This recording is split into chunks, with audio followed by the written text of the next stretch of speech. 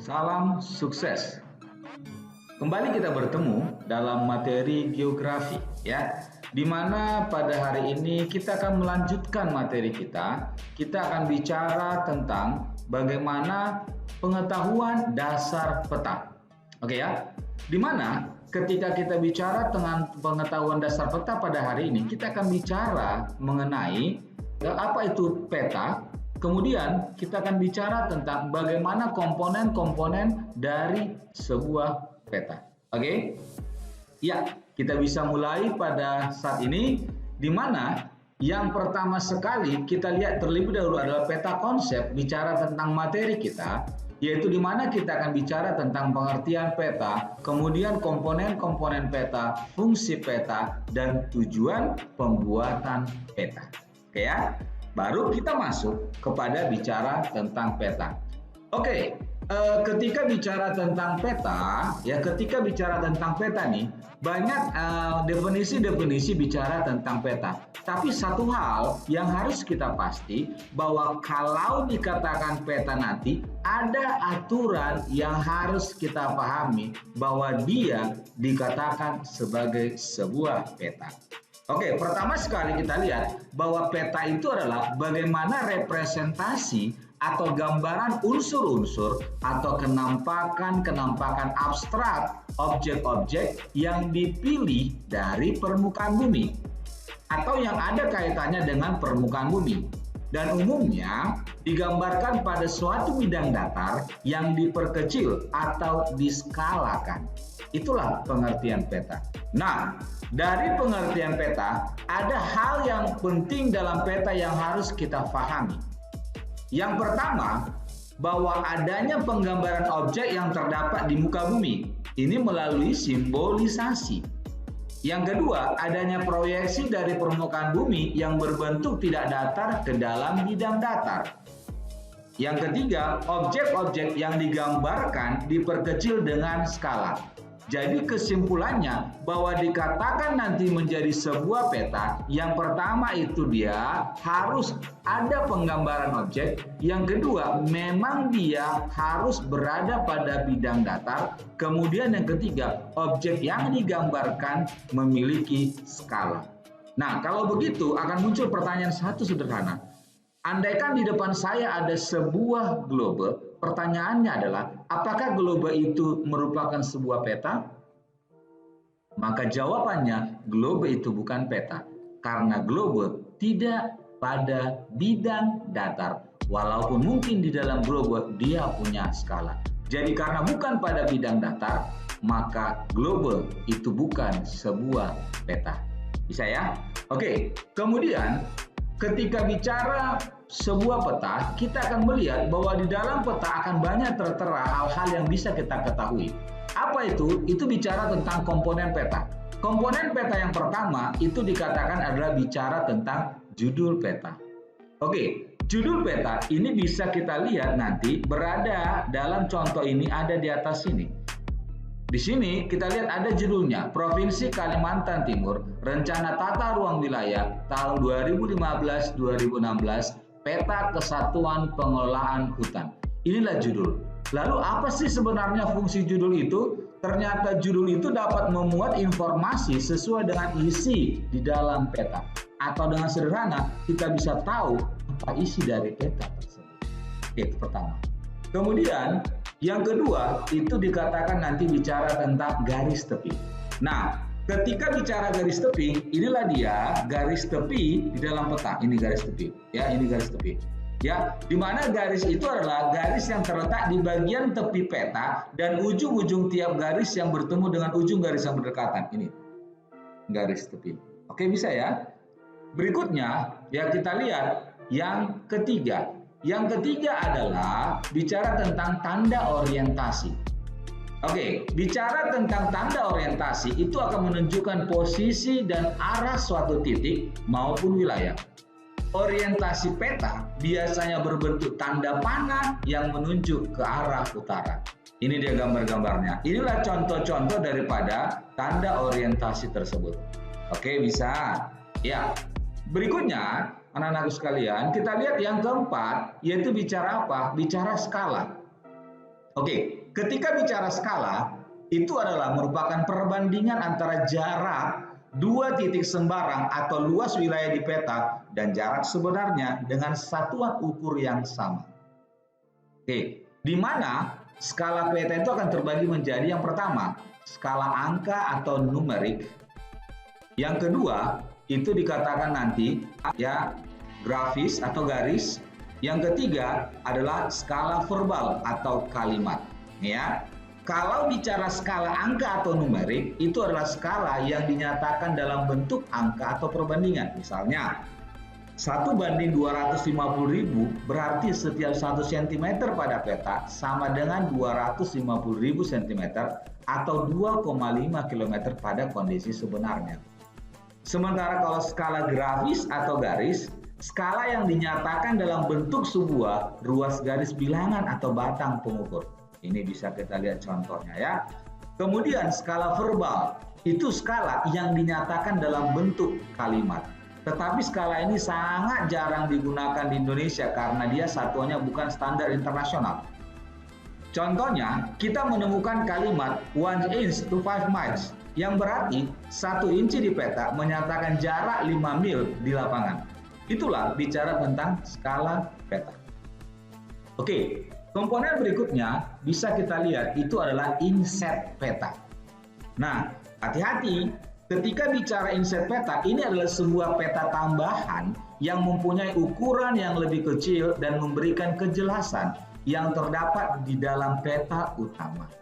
Inset peta ini mempunyai sifat menjelaskan wilayah yang terdapat pada peta utama.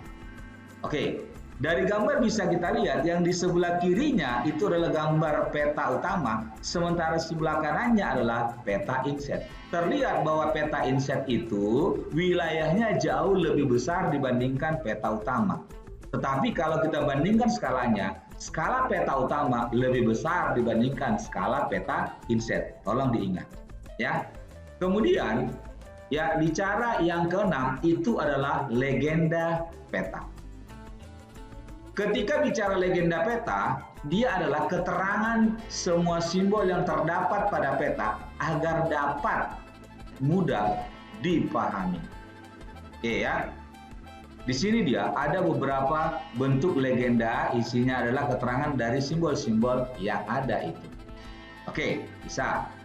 Berikutnya kita lanjut ya, anak-anakku sekalian, kita akan bicara yang ketujuh, garis astronomis atau koordinat. Dan ini sering disebutkan dengan garis hayal ya. Di mana garis astronomis atau koordinat adalah garis hayal yang terdapat pada peta yang berfungsi untuk menentukan letak suatu tempat dengan cara dibentuk secara berlawanan arah satu sama lain, sehingga membentuk vektor yang menunjukkan letak suatu tempat atau wilayah tertentu. Oke, ini dia ya. Bahwa di sini bisa kita lihat ada garis hayal ya ini dan ada garis hayal ini. Kalau dikatakan nanti garis hayalnya terbagi dua, garis lintang.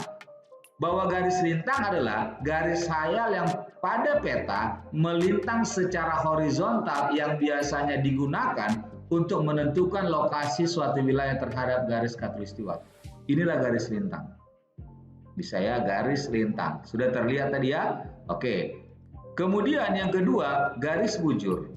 Garis bujur adalah garis hayal secara vertikal yang menghubungkan bagian utara dan selatan bumi. Ini garis bujur yang menghubungkan bagian utara dan selatan bumi.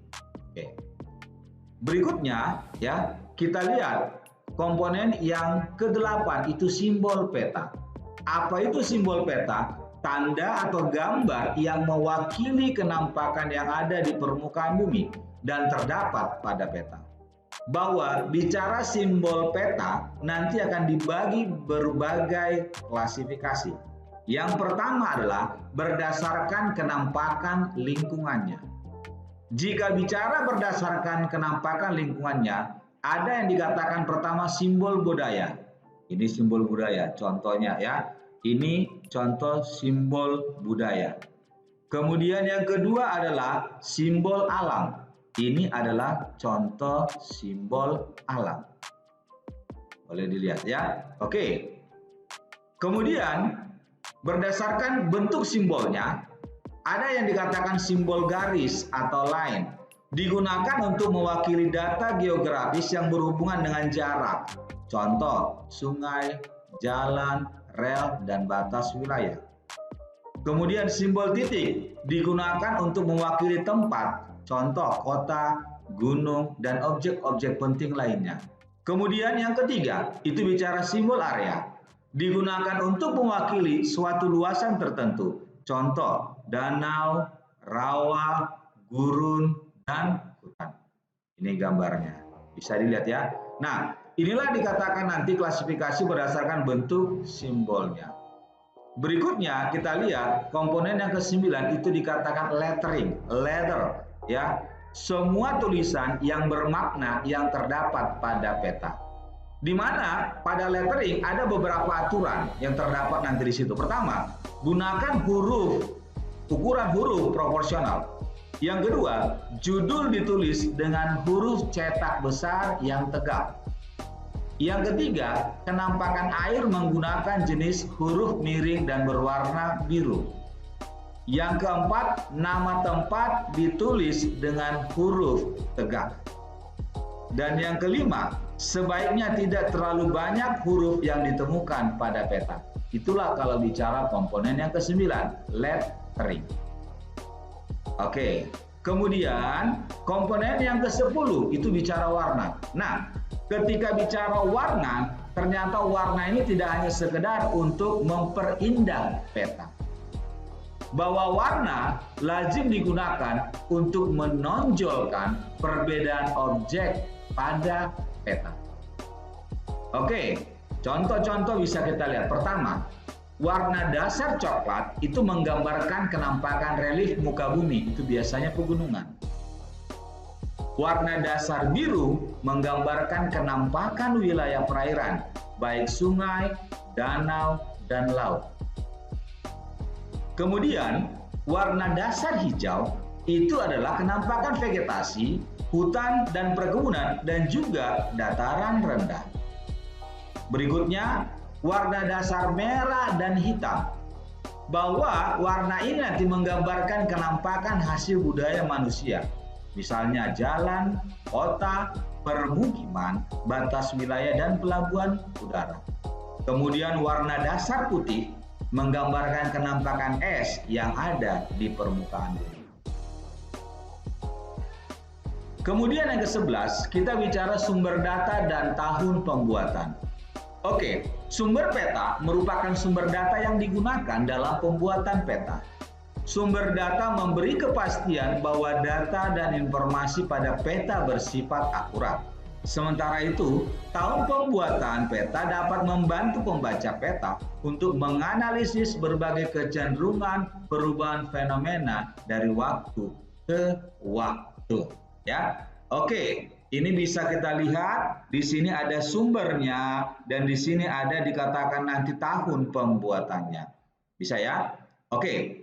Kemudian kita akan bicara tentang fungsi peta. Bahwa bicara tentang fungsi peta, pertama, bahwa peta akan menunjukkan posisi atau lokasi suatu wilayah di muka bumi. Kedua, bahwa peta memperlihatkan atau menggambarkan fenomena-fenomena dan bentuk-bentuk pada permukaan bumi. Yang ketiga, bahwa peta nantinya akan memperlihatkan ukuran luas, daerah, dan jarak di permukaan bumi. Dan yang keempat, bahwa peta menyajikan informasi dalam konteks keruangan. Oke, itulah dulu pertemuan kita, materi kita pada hari ini. Semoga kalian bisa mengerti. Salam sukses, terima kasih.